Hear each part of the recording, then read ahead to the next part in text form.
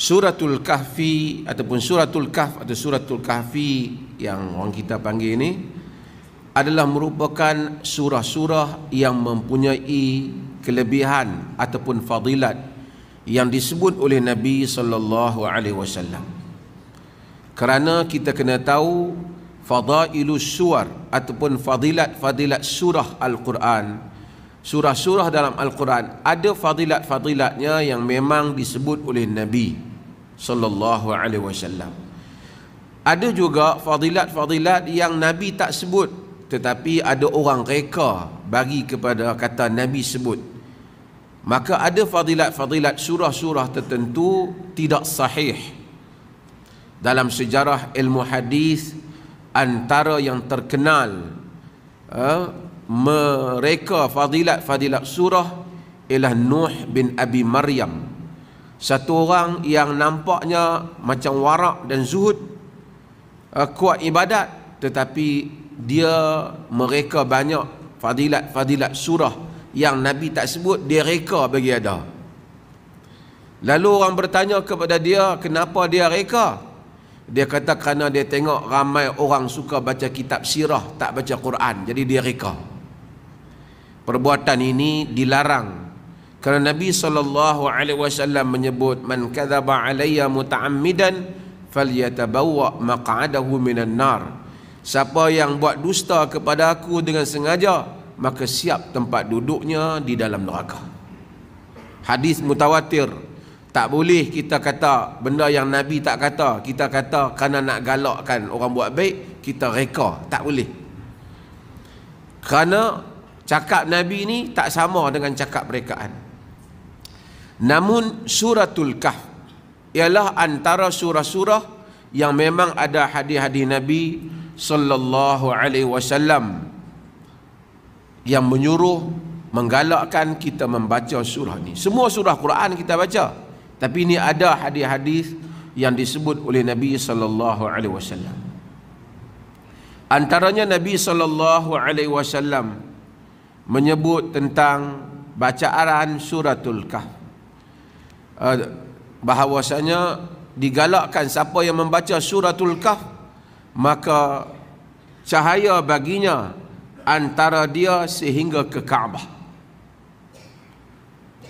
Ada hadis yang menyebut tentang fadilat membaca Suratul Kahf. Antaranya ialah hadis di mana Nabi SAW menyebut, man qara'a al-kahf fi yaumil jum'ah adha'a lahu minan nuri ma baina jum'atain. Sesiapa yang membaca Suratul Kahf pada hari Jumaat, maka akan bersinar baginya cahaya di antara dua Jumaat.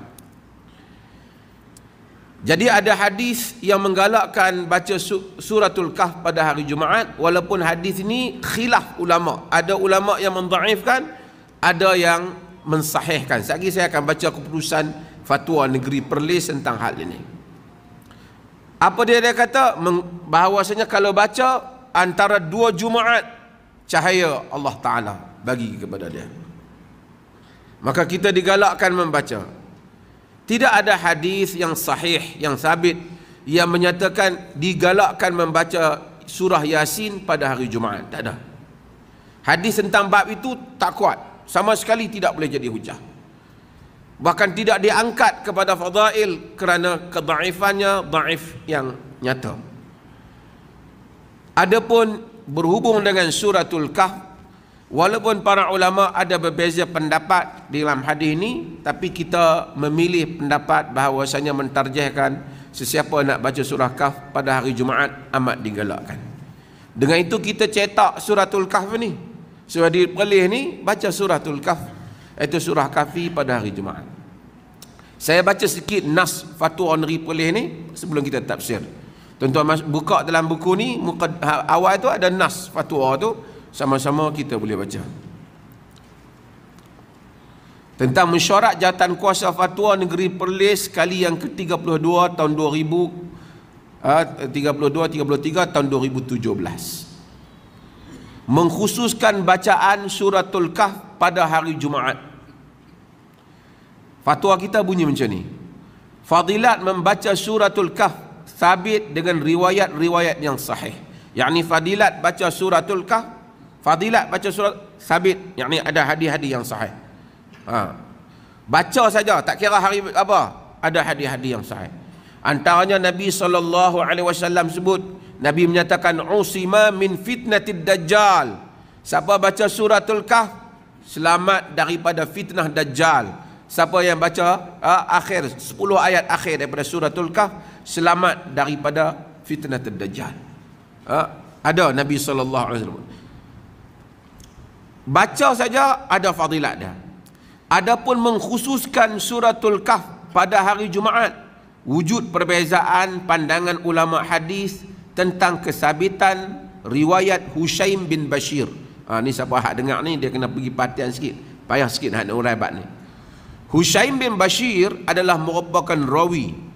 Dia hadis ni daripada nak sampai kepada Nabi tu ada sanad. Dalam sanad tu ada rawi. Hushaim bin Bashir adalah rawi yang thiqah, rawi yang dipercayai. Tak ada masalah di sudut dia tu. Cumanya apa masalah? Masalahnya ialah terdapat dalam kalangan ulama hadis yang menolak pengkhususan bacaan suratul Kahfi pada hari Jumaat atas alasan riwayat Hushaim tidak kukuh secara perbandingan dengan riwayat yang tidak menyebut hari Jumaat, khususnya riwayat Syu'bah bin Hajjaj dan Sufyan Ats-Tsauri.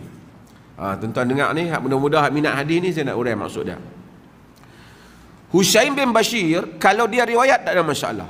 Cuma masalahnya ada dua tokoh yang hebat yang beriwayatkan tentang suratul Kahf, iaitu Syu'bah ibn al-Hajjaj dan Sufyan Ats-Tsauri. Yang ni dua-dua orang ni dalam hadis dia panggil jabal. Dua-dua orang ni bukit. Maksudnya tolak tak rabah. Dia punya kekuatan riwayat dia, kekuatan ingatan dia. Mereka berdua ni riwayat juga surat tentang hadis suratul Kahf, tapi tak ada cerita hari Jumaat tu. Jadi hanyalah Hushaim bin Bashir bila dia riwayat ada perkataan hari Jumaat. Jadi ulama hadis sudah mula pasal apa, dalam bahasa kampung nak bagi faham, pasal apa yang hang punya ada Jumaat, depa dua orang lagi tak ada. Jadi mereka tak kata dia bohong, mereka takut dia terkeliru. Pasal bila riwayat hadis macam ni tuan-tuan semua dengar, 3 orang dengar, 5 orang dengar tak ada perkataan tu, seorang dia balik dia riwayat ada perkataan tu, maka orang confuse dengan dia walaupun dia tak pembohong. Dia panggil dalam bab ni, dalam ilmu hadis dia panggil waham. Waham yakni rawi keliru. Walaupun rawi itu dipercayai, rawi boleh keliru. Jadi ada anggapan di kalangan ulama hadis menyatakan Hushaim bin Bashir telah keliru dengan memasukkan perkataan hari Jumaat, fadilat baca suratul Kahf pada hari Jumaat, sedangkan rawi-rawi besar iaitu Syu'bah ibn al-Hajjaj dan Sufyan Ats-Tsauri yang dianggap jago dalam hadis, riwayat mereka tak ada perkataan Jumaat. Bagi ulama yang clear, yang tak terima penambahan itu, mereka menyatakan Hushaim keliru, maka dengan itu riwayat yang kata ada fadilat baca surah Kahfi pada hari Jumaat dianggap dhaif. Faham ni? Kena ikut betul-betul ni. Ini mengaji. Tetapi di samping itu terdapat para ulama muhaqqiqin yang melihat penambahan Hushaim yang mengkhususkan hari Jumaat itu sebagai riwayat yang diterima. Yakni dia tambah perkataan Jumaat, bukan dia tambahlah. Hak 2 orang lagi tak ada perkataan Jumaat, yang dia dalam riwayat ada perkataan Jumaat, dia panggil yang ni dalam ilmu hadis dia panggil ziyadatus thiqah. Pasal dia tu thiqah, penambahan orang yang dipercayai. Sekali lagi, bagi siapa yang minat hadis ni, dia macam ni. Bila satu guru hadis cakap hadis, tuan-tuan ni kata mari dengar, satu orang mengajar syekh hadis, 5 orang mari dengar. Dia riwayat satu hadis Nabi. 5 orang ni berpecah. Depa semua riwayat hadis tu, semua sebut tentang fadilat hari Jumaat.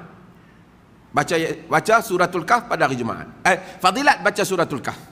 Semua riwayat fadilat baca surah Al-Kahf sama.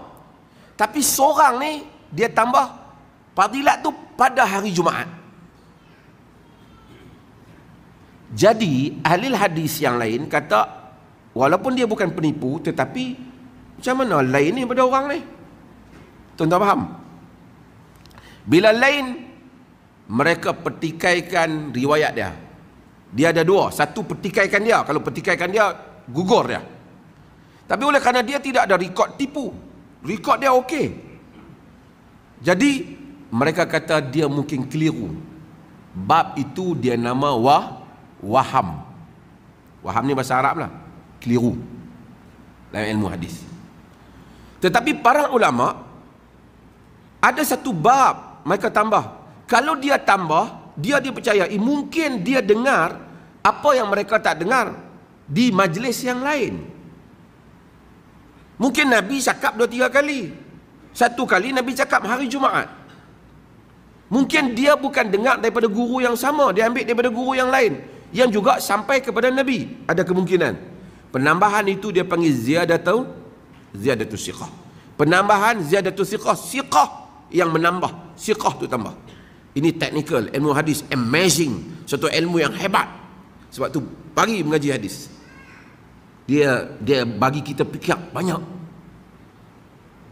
Jadi bila dia tambah, sebab tu itu yang berbincang masalah bila bergerak jari. Tuan-tuan semayang macam tasyahud, nak bergerak tak bergerak. Sebagai ulama kata tak bergerak, sebab penambahan itu syaz. Yang lain tak kata bergerak. Ada yang kata gerak. Yang kata bergerak mereka anggap ziyadah siqah, seperti Albani dan seumpamanya. Yang kata tak bergerak, dia kata penambahan tu tak boleh, dia seorang je tambah. Syu'aib al-Na'ud semua mereka tolak, maka tak payah bergerak. Faham? Kerana perbezaan itu. Ini dari teknikal lah. Faham tu Imam Jadi kalau ada yang bergerak tak bergerak, dia khilaf lah. Jangan duk pergi berkelepek kepot jari kawan pula. Okey. Maka pengkhususan hari Jumaat yang disangkakan waham. Okey, tengok lihat tadi. Mana? Di samping itu terdapat para muhaqqiqin yang melihat penambahan Hushaim yang mengkhususkan hari Jumaat itu sebagai riwayat yang diterima ziyadatus siqah.